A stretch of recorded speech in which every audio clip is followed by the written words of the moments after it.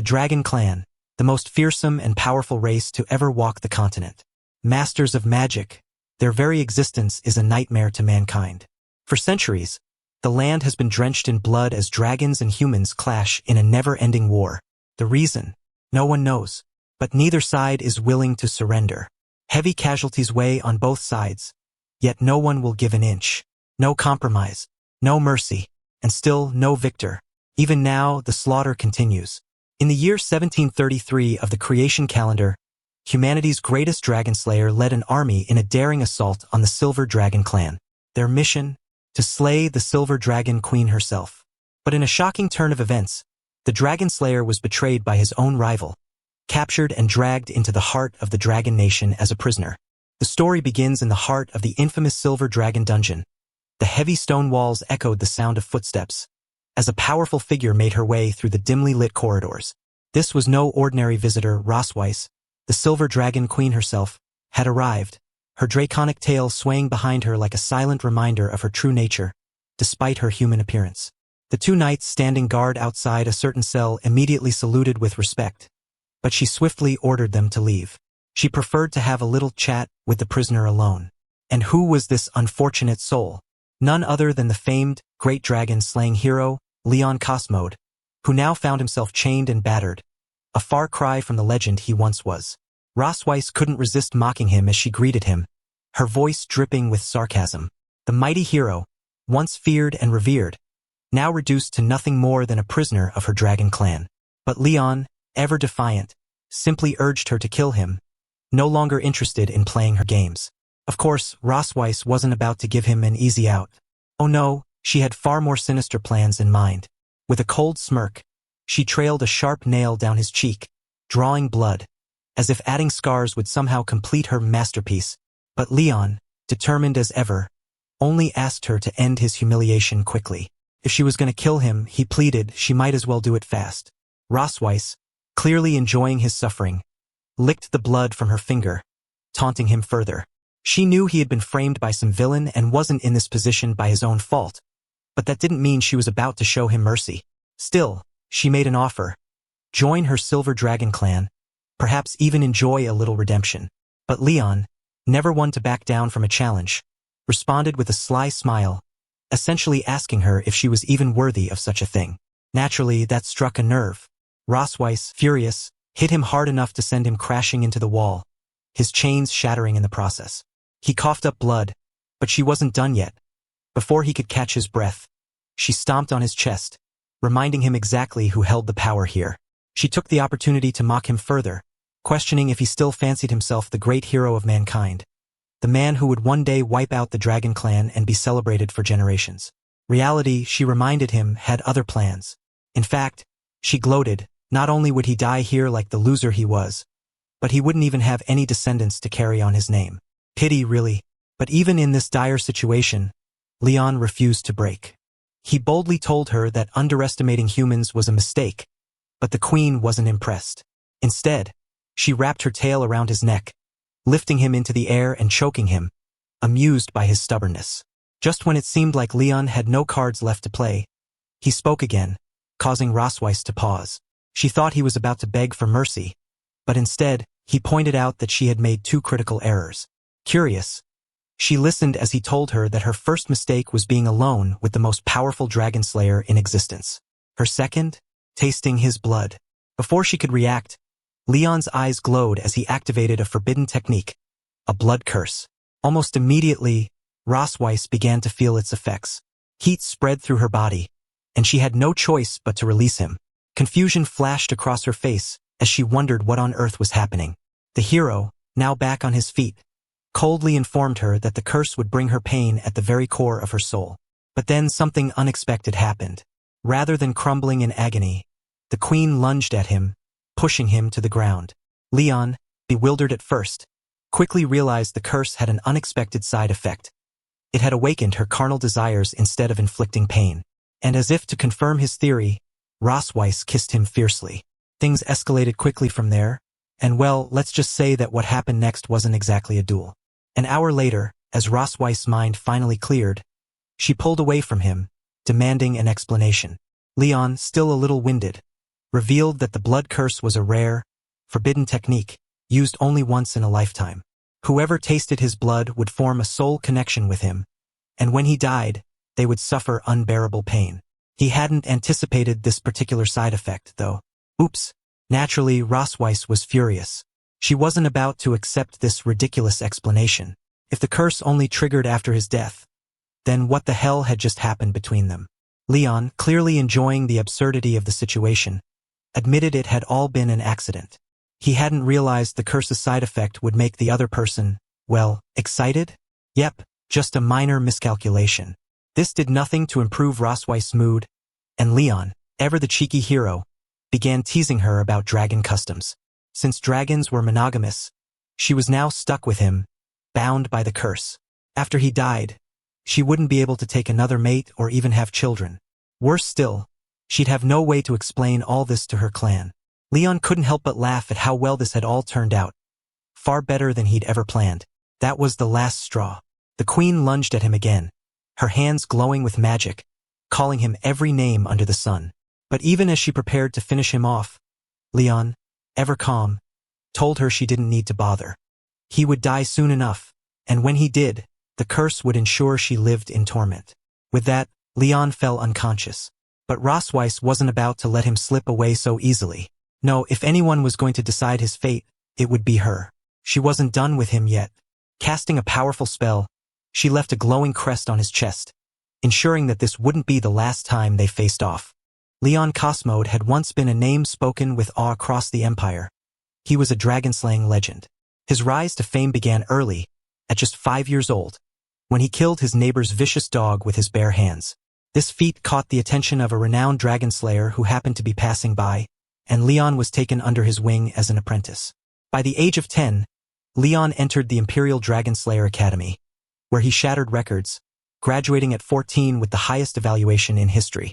At 15, he stepped onto the battlefield, slaying countless dragons and securing victories that seemed impossible, becoming the Empire's greatest hope.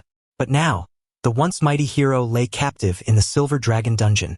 It had been 2 long years since his capture by the Dragon clan, and when Leon finally opened his eyes, he found himself in an unfamiliar, luxurious room. His mind raced. This certainly didn't look like any dungeon cell. As he tried to make sense of his surroundings, the door creaked open, revealing a little girl who gasped in surprise at seeing him awake. Leon, for his part, was equally shocked. This little girl was cute, far too cute for the kind of place he thought he might be in.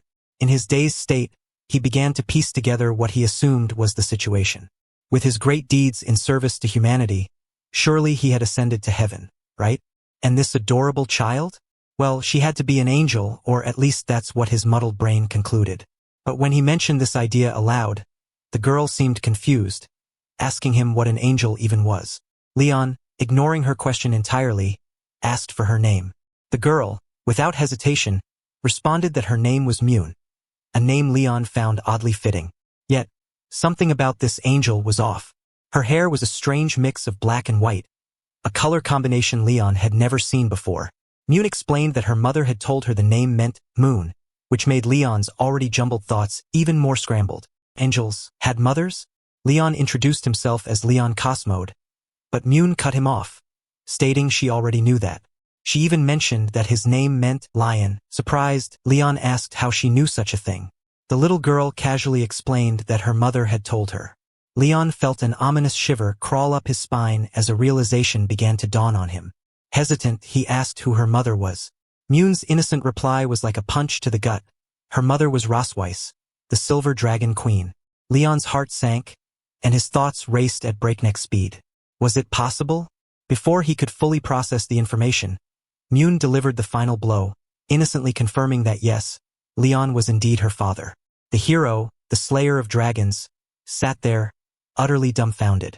He couldn't fathom that the little girl standing before him was his child, the result of that cursed encounter 2 years ago. And then, as if summoned by fate, Rosweiss herself entered the room. Mune happily ran to her mother, announcing that her father was finally awake. Leon noticed, to his dismay, that the little girl had a dragon tail just like her mother. It wagged happily, a stark reminder of the truth he wished he could deny.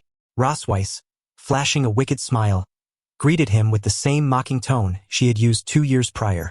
Myun, in her childish innocence, mentioned that her mother had visited Leon every day while he was asleep. Something Rosweiss confirmed, though Leon couldn't bring himself to believe it. The queen then asked Myun to leave the room so she could have a private conversation with Leon. Once alone, Leon, still reeling, asked if Myun really was his daughter. Rosweiss, with cruel satisfaction, confirmed that the little girl was indeed their biological child. Leon, horrified, demanded to know why she had kept the child and why she had even bothered to save him after everything. He knew she hated him, there was no doubt about that. Rosweiss coolly reminded him that he had been unconscious for 2 years, and did he really think she would let him off the hook after what he had done? Leon, flustered, quickly blurted out that what happened between them was never his intention. They were too different. They could never coexist. He would have never touched her if circumstances had been any different. But this only seemed to amuse Rosweiss more. She began teasing him, asking if being with her had been such a torture. Leon, mortified, confirmed it was. In a sudden move, Rosweiss used her tail to knock him onto the bed and started crawling toward him, her intent clear. Panic set in as Leon asked what she was planning to do now. Without a word, she tore his shirt open, revealing his bare chest, and then cast a spell by pressing her finger against his skin. A dragon pattern began to form, spreading like a brand. Rosweiss sneered, asking what his fellow humans would think when they saw him marked with a dragon tattoo. Would they still see him as the great dragon-slaying hero, or would they brand him a traitor who had surrendered to the dragons? Leon gritted his teeth, struggling to keep his composure, and asked why she would go so far. Her answer was simple. She wanted him to live in shame for the rest of his days, humiliated and subjugated by her. The dragons had always been known for their twisted sense of revenge, a concept that was beyond human understanding. Rosweiss saw it as an honor to have broken Leon, the greatest dragon slayer in history, and made him her slave in every sense of the word. For her, this was the ultimate revenge, one that would burn deeper than any blade. To add insult to injury, she climbed on top of him, seducing him, and much to Leon's horror, his body began to react against his will. Give them some privacy. 24 hours later, at the Silver Dragon Castle, 2 maids were busy gossiping as they went about their tasks. They whispered excitedly, remarking on how the queen, Rosweiss, seemed to be in an especially good mood today. The reason, her husband had finally woken up. Little did they know the very person they were discussing. Our boy Leon Cosmode was eavesdropping from a hidden corner, and boy was he shocked. Leon could hardly believe what he had just heard. Rosweiss had announced to the public that he was her husband? The thought sent a chill down his spine. He couldn't help but recall their recent activities, and the queen's insatiable nature during their time together.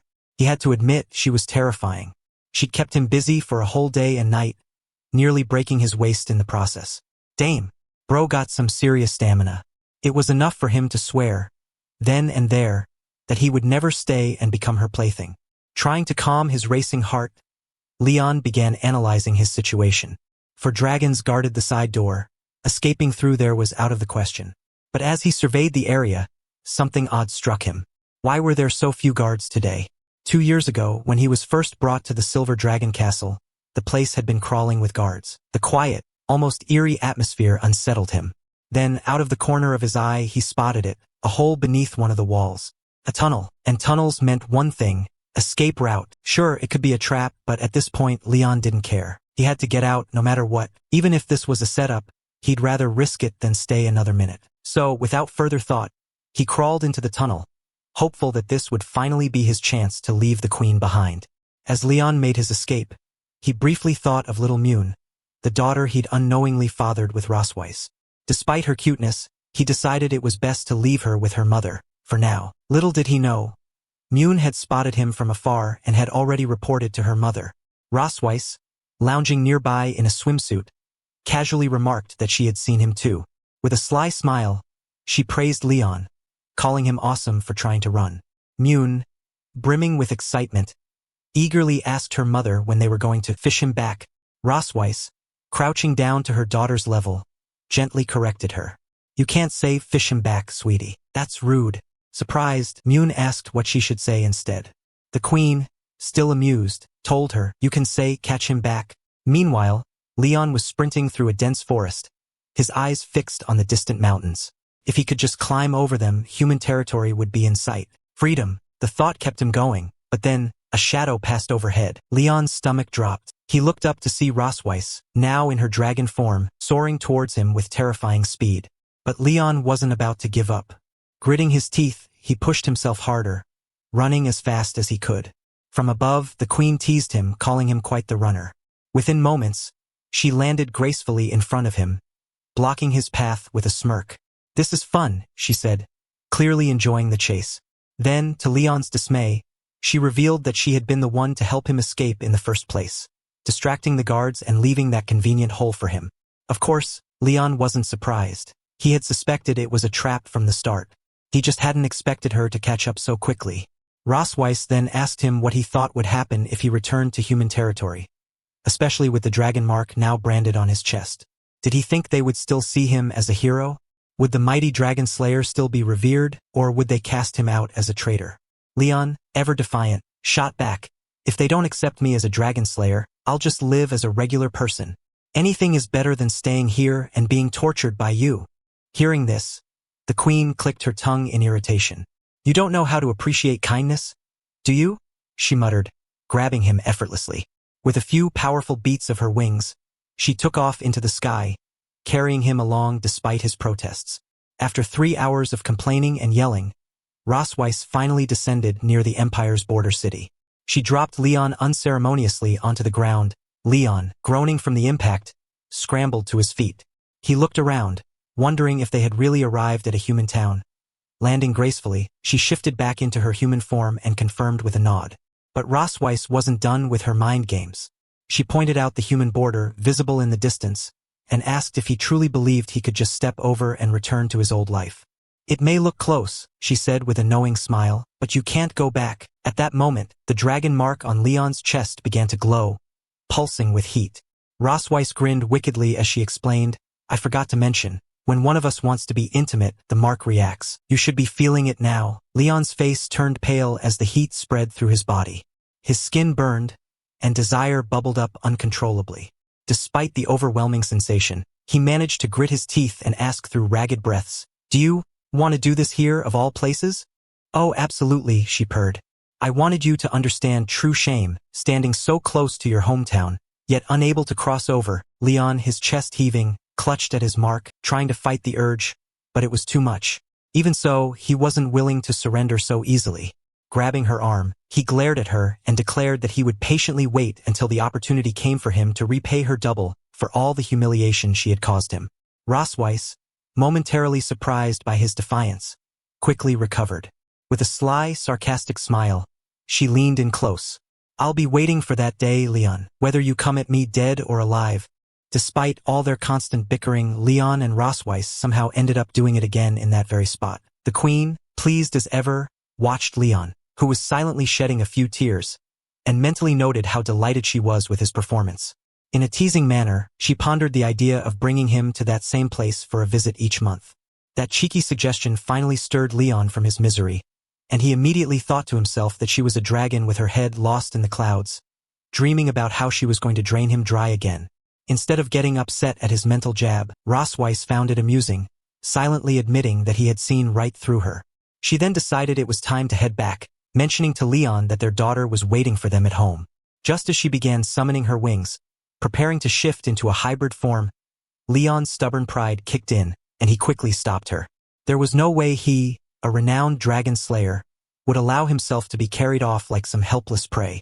He would walk on his own 2 feet. "Thank you very much." The queen, ever the one to humor him, gave a knowing smile and reminded him that while she could make the journey in 3 hours by flight, it would take him 10 days, maybe even half a month, if he insisted on walking. But Leon, as headstrong as ever, insisted that human endurance shouldn't be underestimated. "It's just 10 days, no big deal," he thought to himself, determined not to back down. Rosweiss smirked, obviously entertained, and decided she would enjoy watching him struggle. Sure enough, not long after, Leon began showing signs of fatigue, barely able to hide his exhaustion. The queen, never missing an opportunity to tease, offered him help should he no longer be able to walk. Naturally, Leon's pride was stung by the suggestion, and he firmly denied needing any assistance. Rosweiss, unimpressed, simply muttered to herself that the only thing tough about him was his mouth. Things took a turn when they heard the distant sound of marching feet, and soon enough, the Dragon Slayer army came into view. Leon's spirits lifted for a moment, and he briefly entertained the idea that maybe these soldiers could help him shake off the queen once and for all.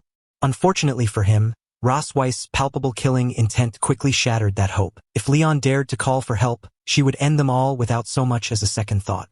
As the army's captain approached, Leon tensed up. The man, Walker, seemed friendly enough and asked if the two of them were lost. Leon, however, couldn't afford to let the situation escalate. He hastily thought it best to wave off the concern, assuring the captain that they were simply hanging out, even though the last thing Leon wanted was to hang out with a murderous dragon queen in a dangerous forest. But Walker didn't seem entirely convinced and went on to offer them a ride, mentioning that the forest was filled with dangerous creatures. He introduced himself as the captain of the 47th Squadron of the Imperial Dragon Slayer Army, which immediately set off alarm bells for Rosweiss. Leon quickly tried to de-escalate the situation, politely declining the offer while thinking to himself that the last thing he needed was for Walker to get any closer to them. To Leon's dismay, the captain approached them anyway, squinting as if trying to place Leon's face. He mentioned that Leon looked familiar, which immediately put Rosweiss on high alert. Her hands were already crackling with mana, ready to strike at a moment's notice. Leon, realizing how dangerously close things were to going south, decided to take a bold step. Thinking fast, he pulled Rosweiss into a sudden embrace, holding her close in a very uncharacteristic display of affection. He awkwardly assured Walker that he just had a popular face and that even his wife, who he was currently holding, often mistook him for someone else. Meanwhile, he quickly whispered to her that he would return with her willingly if she just helped him get rid of the soldiers. Amused by his sudden shift in behavior, Rosweiss went along with the act. Walker, now thoroughly convinced they were just a lovey-dovey couple, chuckled and told them he wouldn't interfere any further, urging his men to move along. As the army disappeared from sight, Rosweiss, clearly irritated, wondered aloud if he had hugged her long enough. Leon sheepishly let her go, thankful they had avoided a deadly confrontation. Rosweiss, however, wasn't done lecturing him. She remarked that while he had made the smart choice not to involve the soldiers, he needed to remember his place. Just because they had a child together didn't mean she was his wife, and she made that point abundantly clear, raising her voice as if to make sure he didn't miss it. Leon, in response, could only click his tongue in frustration. Being her husband had never crossed his mind in the first place, and he made sure to convey that through his thoughts. Rosweiss, still fuming, decided it was time to continue the journey. Unfortunately for Leon, before they could move on, a sharp pain suddenly shot through his left hand. Upon inspecting his palm, he noticed a strange wound on his hand. But before he could process what it was, his vision went black, and he collapsed. The queen, hearing the sound of him hitting the ground, glanced back with a mixture of annoyance and amusement. Leon, a fragile human as always, had passed out. With an exasperated sigh, Rosweiss released a bit of her aura before transforming back into her dragon form. Without much effort, she scooped up Leon, draped him over her back, and flew off. As she soared through the sky, she decided that, just this once, she would take his collapse as a plea for mercy. The next morning, Leon awoke in his room, his head still swimming a bit from the previous day's events. As he blinked his eyes open, he noticed Mune sitting beside him, her curious eyes peering over the edge of his bed. She asked if he was finally awake. Leon, still a little groggy, wondered aloud how he had ended up back in his room, to which Mune promptly replied that her mom had brought him home. That news sank in, leaving Leon feeling rather downhearted as he imagined Rosweiss hauling him back here like some helpless prey she'd snatched up. His attention shifted when he noticed his left hand was wrapped in a fresh bandage. Mune quickly informed him that she was the one who had bandaged it, her eyes shining with pride at her handiwork. Leon couldn't help but recall the dragonologists who always said that dragons were an innately fierce race, growing up surrounded by violence and bloodshed. Yet here was Mune, a little girl with all the telltale traits of a dragon, showing nothing but gentle care for him, treating him completely as her father. It struck him then. Perhaps her lack of hostility was because she was a human-dragon hybrid, bridging the worlds of dragon strength and human tenderness. Overcome with affection, he patted her head, telling her she was simply amazing, which brought a big smile to her face. He couldn't resist adding that she was the cutest thing he'd ever seen, though he warned her, quite seriously, not to grow up to be like her mother. Mune looked up at him, not understanding what he meant. Unfortunately, just as he finished his remark, Ross Weiss entered the room, catching the last bit of his comment, and she immediately asked what exactly was wrong with Myun growing up to be like her. Leon quickly backtracked, thinking there was no winning here, and assured her there was absolutely nothing wrong with it. Myun, oblivious to the tension, grabbed her father's hand, proudly showing his bandaged hand to Ross Weiss, happily explaining that she'd done it, just as her mother had instructed. The queen merely nodded, remarking that Myun had done as expected, which made Leon think privately that she was quite the strict mother. Shortly afterward, Leon suggested to Myun that she go out to the garden to hide, promising that he'd come find her after counting to 100. Myun's face lit up with excitement at the idea of playing hide and seek with her dad. Leon couldn't resist a gentle jab, silently musing that, unlike her mother, he actually knew how to have a little fun. As he began counting, Myun dashed off happily, ready to hide. Once she was out of sight, Leon turned to Ross Weiss and, with a rare moment of confidence, told her he needed to have a serious talk with her. She looked a bit surprised, so he took the opportunity to point out that her approach with Myun was a little too harsh. Ross Weiss, however, didn't take it as a critique and firmly explained that all dragons went through rigorous upbringing. Only through strictness could their children grow into strong warriors. But Leon didn't back down, arguing that Myun wasn't a pure dragon. She was a unique mix of human and dragon. Not to mention, she was incredibly cute, and he thought the queen should ease up just a bit. This statement didn't sit well with Ross Weiss, who saw the word cute as a slight, something unbecoming for a dragon. Leon responded with a bit of sarcasm, noting that she was pretty cute herself. That quip only earned him an irritated glare as she grabbed his shirt, making it clear that he was nothing more than a convenient outlet for her temper and shouldn't get too ahead of himself. Once she saw he was suitably quiet, Ross Weiss added that, as the queen of the Silver Dragon clan, she had far too many responsibilities to take care of the children. The task would fall to him since Myun seemed to like him so much. Leon silently repeated her words to himself later as he strolled through the garden, somewhat annoyed by the thought. A dragon slayer looking after children? It seemed ludicrous.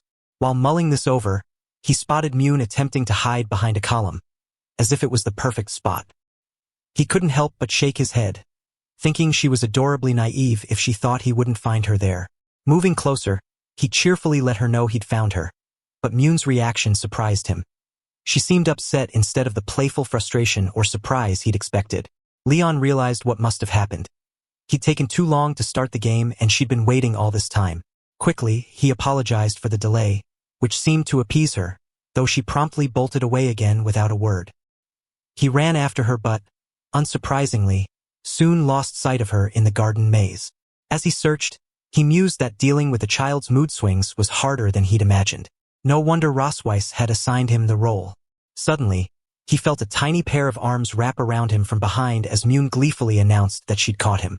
Leon chuckled, mildly bewildered, since he could have sworn he saw her running off a moment earlier. Myun merely responded that since her father couldn't find her, she had decided to come out and find him instead. Leon's confusion grew, making him wonder if he'd somehow imagined her running past him. But before he could dwell on it, Myun grabbed his hand, eagerly leading him along, saying she had something special to show him. What Leon didn't realize was that nearby, another Myun watched them with a blank, unblinking stare, observing the scene from the shadows. The water from the fountain cascaded elegantly, adding a serene backdrop to the scene as Myun sat nearby, utterly focused on her drawing. Leon watched her intently, his heart brimming with pride.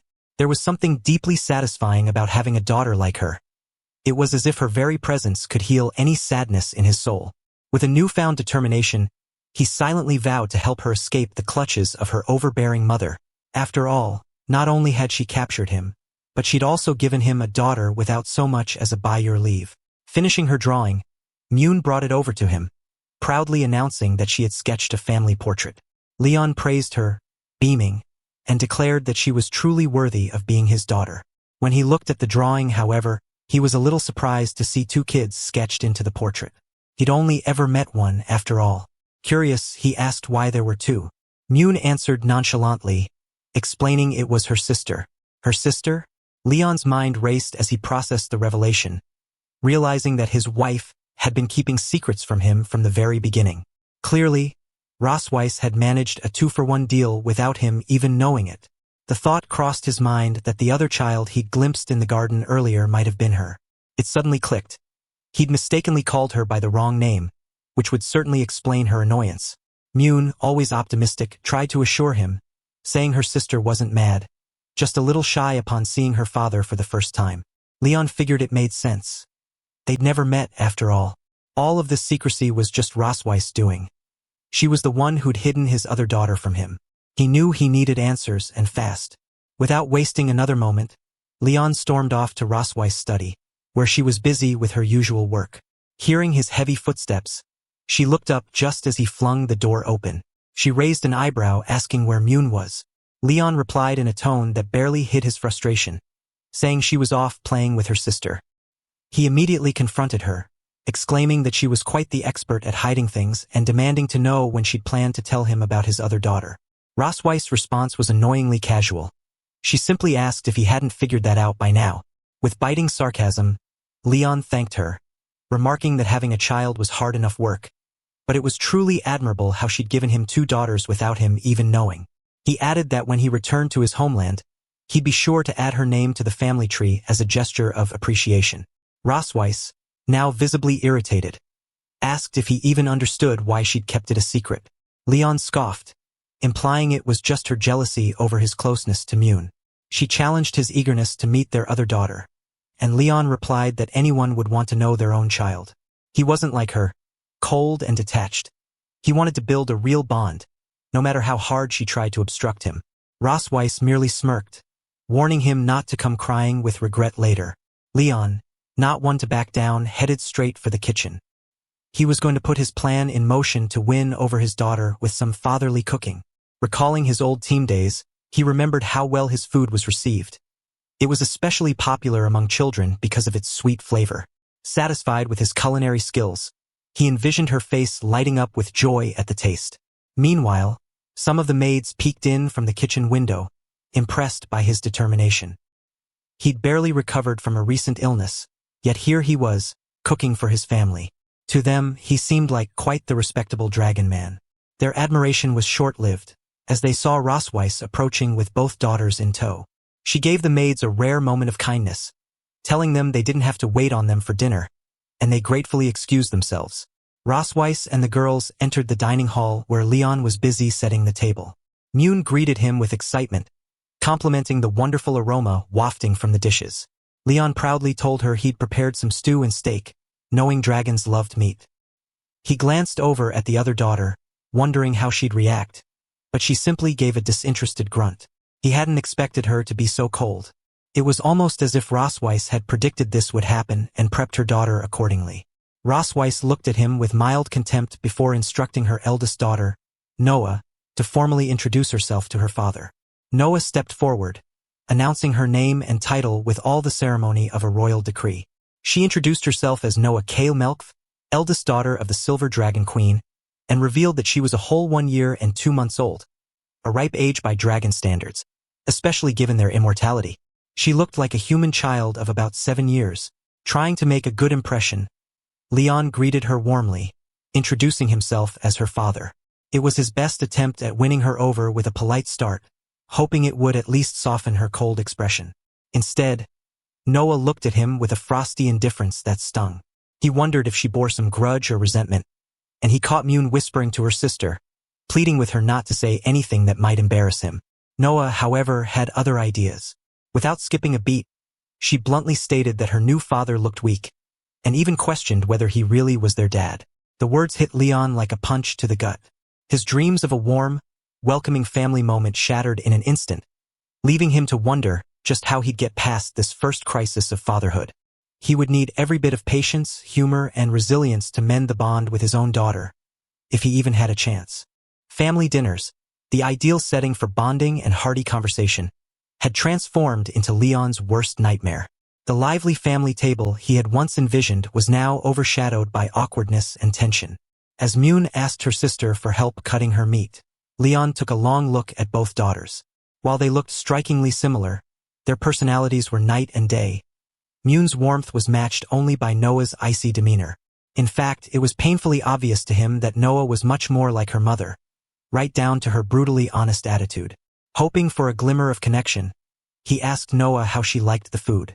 Her reply was as sharp as a dragon's fang. It's disgusting. Leon did his best to mask the disappointment etched on his face, but her words hit him straight in the heart. Rosweiss, of course, found this hilarious, a fact that didn't go unnoticed by Mune, who asked why she seemed so cheerful. Rosweiss claimed it was only because she was happy to see their father finally with his family. With a forced smile, she turned to Leon, who was doing a lousy job hiding his discomfort. "So why aren't you smiling?" she teased. Leon tried to laugh it off, saying he was happy to be with everyone. Mune, sensing his hesitation, asked if he would have dinner with them every day. He was fine with the idea in theory, but the thought of enduring Rosweiss' company daily was a challenge. Before he could respond, Noah interjected that she didn't want him there every day. Mune pressed her, curious, and Noah explained she had her sights set on enrolling at the prestigious Young Dragon Department of St. Heath Academy. The academy was full of young dragons, and Rosweiss asked why Noah wanted to attend so eagerly. "To defeat more dragon slayers," she replied, without a shred of hesitation, catching Leon completely off guard. As a dragon slayer himself, Leon felt the weight of her words. Did his own daughter want to take him down? He gently warned her that dragon slayers were tough and that it would be dangerous. With a defiant frown, she scolded him for treating her like a child.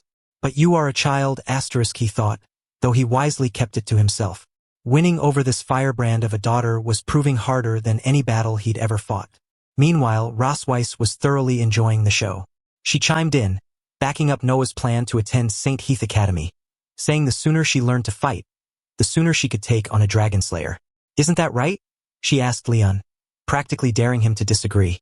Knowing that any resistance would likely deepen Noah's dislike of him, he reluctantly gave up, letting the decision stand. But internally, he vowed to get back at Rosweiss for her little mind games. Just wait, he'd find a way. Rosweiss, satisfied, declared that Noah's father would help her prepare for the academy's entrance test, held in a month. Noah accepted the offer, even though she clearly wasn't fond of him. As dinner came to a close, Leon addressed Rosweiss with a casual smile, mentioning that the plates hadn't been cleaned yet. She looked puzzled and suggested they let the servants handle it. Leon, however, had a different idea. Leaning in with a smirk, he reminded her that, as a couple, it was proper for them to clean up together after dinner. He leaned in closer, whispering that doing it together would create a harmonious family atmosphere in front of their daughters. Rosweiss looked over at Mune, who seemed hopeful, and reluctantly agreed. Just then, Mune chimed in, eagerly offering to help. Before she could get started, Noah grabbed her by her dress, dragging her out of the room. Rosweiss began stacking the dishes in the sink and shot a glance at Leon. "Well, aren't you going to help?" she asked. Leon, however, took a seat and relaxed with an annoyingly satisfied grin. "Oh, did you forget what I told you 2 years ago?" he replied coolly. He reminded her that being alone with a highly skilled dragon slayer might not be as fun as she thought. Startled, she asked what he was planning, knowing full well she'd been toying with him since his arrival. With a mischievous glint, he explained that, unlike before, he was ready and in control. She scoffed, snapping her tail toward him. He caught it effortlessly, causing her to stumble slightly. Startled and struggling to regain her balance, she found herself paralyzed as he pinched her tail just right. A trick he'd learned from her own dragon book. Now it was Leon's turn to smirk as she looked at him, wide-eyed and vulnerable. Clearly, she hadn't anticipated that he might hold his own against her. He couldn't help but wonder how often the Dragon Queen herself had felt defeated. Rosweiss began panting heavily, her breaths ragged and rapid as she struggled to compose herself. She pleaded with Leon to release her tail, desperation lacing her words. Leon, however, seemed unaffected by her distress. He reminded her coolly of all the times since he'd woken that she had trampled on his dignity, treating him as little more than a toy. He mused aloud, contemplating how it would feel to reverse their roles, hinting at the idea of changing their dynamic, just for tonight. Understanding his intentions, Rosweiss' panic escalated, her voice rising in a scream as she demanded he let her go. Before anything could escalate further, Leon's senses sharpened. They weren't alone. The sounds of approaching footsteps filled the hallway. The maids had returned, their conversation drifting through the doorway as they wondered if Her Majesty's family time had ended. Entering the kitchen, they observed the immaculate cleanliness, everything polished to a shine, each dish in its place. One of them speculated that perhaps the prince himself had tidied up. Unknown to them, Leon had tucked himself and Rosweiss into a cabinet. In a low whisper, he reminded her to remain silent if she wished to avoid being found by the maids outside. Being discovered would surely shatter her usual air of dignity. She stared at him, a mix of anger and humiliation flickering in her gaze, yet remained silent. When the maids left, the room fell quiet. Leon regarded Rosweiss with a mischievous look and called her his wife, savoring the title he'd not used before. With no further words needed, their closeness became apparent, and any observer might imagine where things were headed as the two shared a moment, marked by emotions they seldom revealed. 3 days passed in the blink of an eye. Leon hadn't stirred from his sleep in all that time, prompting Mune and Noah to wonder aloud if he was dead. Deciding to confirm, Noah gave him a kick. With a loud yell, Leon jolted awake. He cried out, expressing how much it hurt, but Noah simply remarked that at least he wasn't dead. Bewildered, he could hardly fathom the treatment he received from his own child. Mune, overjoyed by his sudden revival, called out to her mother, announcing that her father was awake again. Leon, still trying to orient himself, murmured about not even remembering how he'd ended up passed out. But Rosweiss, with a dry look, offered to help him recall the events. The faint memory resurfaced. She'd struck him with all her might right when he'd been close to having a third child, breaking the dragon pattern that night. The realization stung. If he'd been any ordinary human, her force alone would have killed him several times by now. As he took in her appearance, a strange thought struck him. Despite everything, she was undeniably beautiful. Her age didn't diminish her allure either, being well over 200 years old. Mune's inquisitive voice broke his gaze, noticing his frozen stance. Noah, picking up on her father's stare, remarked that he was simply captivated, staring blankly at their mother. In a fluster, Rosweiss accidentally dropped a hair clip, which Leon picked up and placed in her hair, remarking that it suited her well. Surprised by his unexpected gesture, she shot him a skeptical look, asking if he made it a habit to be this considerate toward other women. Leon's eyes twinkled with humor as he explained that, in his youth, he'd often combed his master's donkey's mane, boasting that he was rather skilled at it. Mune, curious as ever, asked him what a donkey was. Leon, quick on his feet, described donkeys as rather similar to dragons. They had 2 ears, a tail, and a stubborn streak, humming unhappily when annoyed. His gaze shifted pointedly to Rosweiss, adding that they were a lot like her. Predictably, she responded with a punch to his stomach, sending him reeling. Mune's concerned voice broke the moment, asking if he was all right. He managed a strained reassurance, and Rosweiss announced that today's task for the girls was to practice writing her name, one he, as their father, would be instructing. A frown creased Leon's face. He hadn't been consulted, yet now he was assigned the role of teacher. Despite her father's grumbling, Mune was thrilled by the prospect of more time together, their shared bond as warm as it was cherished. Noah, however, harbored no such excitement, the two quickly engaging in an animated discussion about which colored pen to use for writing. Later, Rosweiss informed Leon that her sister was visiting today and instructed him to avoid her at all costs. Leon, slightly irritated, questioned why she was so intent on keeping him from meeting her family. Rosweiss, cool and collected, explained that she told her family he was a male dragon who had married into the prestigious Silver Dragon clan, a figure who had been in a coma for over 2 years due to illness and was only recently recovered but still bedridden. If they did cross paths, he'd need to play along with the identity she'd crafted. Outwardly, Leon gave the impression of compliance, yet internally he harbored no intention of playing along quietly. In his mind, he plotted a way to expose Rosweiss' deceit, a small act of rebellion and revenge for all the indignities he had endured at her hands. To be continued. If you want to watch the next part, then like and subscribe and let me know in the comment of what recap you want to watch next.